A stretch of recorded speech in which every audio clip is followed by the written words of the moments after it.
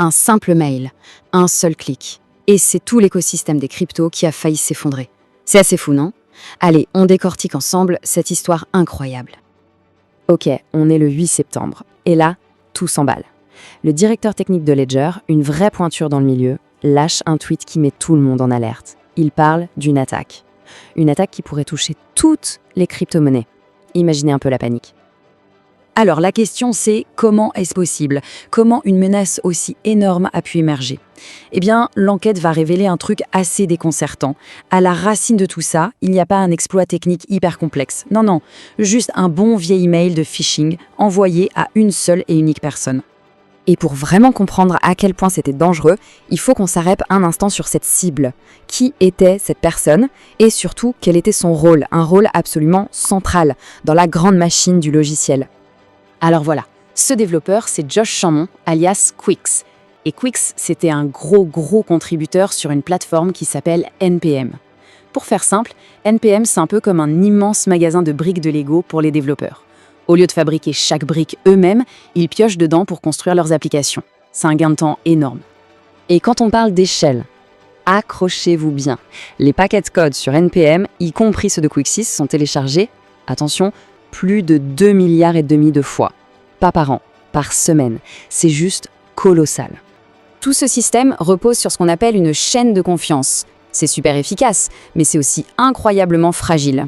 En gros, des millions de projets font une confiance aveugle aux développeurs comme Quix. Quand ils poussent une mise à jour, elle est installée automatiquement, partout, souvent sans que personne ne jette un œil au nouveau code. C'est ça le nœud du problème.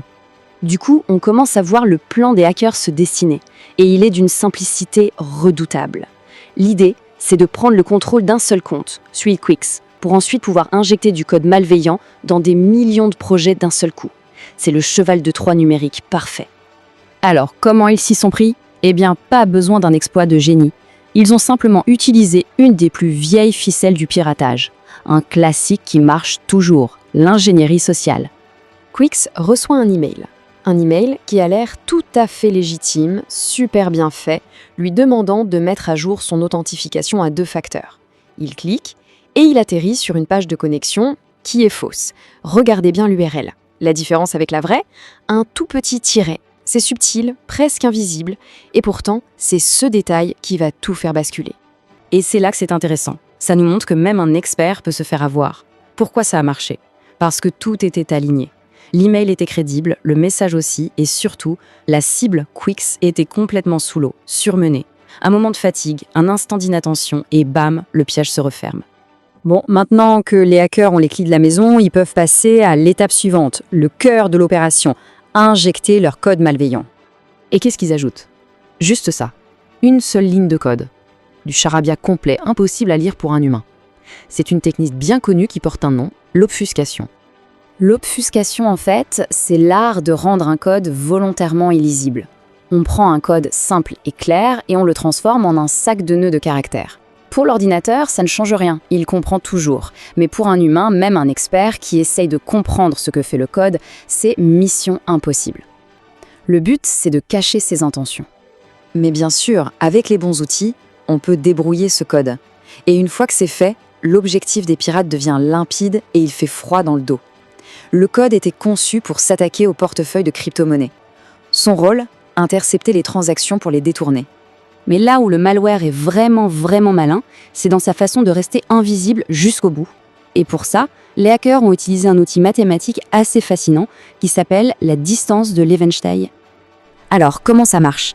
Imaginez, on lance une transaction vers une adresse crypto. Le malware l'intercepte. Et là, grâce à cet algorithme, il va chercher dans une liste d'adresses appartenant aux pirates celle qui ressemble le plus, visuellement, à l'adresse originale. Ensuite, il fait l'échange juste avant la confirmation. Résultat, sur l'écran final, c'est presque impossible de voir la supercherie. C'est diabolique. On est clairement passé à côté d'une catastrophe. C'était l'une des attaques sur la chaîne d'approvisionnement les plus ambitieuses jamais vues. Potentiellement, des millions d'utilisateurs étaient exposés. Les dégâts auraient pu être apocalyptiques. Et pourtant, et c'est ça qui est incroyable dans cette histoire, au final, le butin des hackers est ridicule. La communauté a été tellement réactive, la menace a été repérée si vite que les pirates n'ont réussi à voler qu'une poignée de dollars. Quelques dizaines tout au plus. Mais attention, il ne faut pas se laisser tromper par ce faible montant. Ce n'est pas parce que le vol a échoué que le danger n'était pas réel. Au contraire, cette attaque a révélé une faille béante dans notre sécurité. Au fond, ce qu'il faut retenir de toute cette affaire, c'est que c'est un énorme signal d'alarme. Un rappel assez brutal des faiblesses de l'écosystème open source. On a beau avoir la meilleure technologie du monde, la confiance aveugle dans les systèmes automatiques et bien sûr l'erreur humaine, ça reste et ça restera toujours le maillon faible. Et ça nous laisse avec une question qui est, je pense, assez vertigineuse. Notre monde numérique est de plus en plus bâti sur ces chaînes de confiance, sur du code partagé. Alors la vraie question c'est, où se cache le prochain maillon faible? Et quand est-ce qu'il va céder?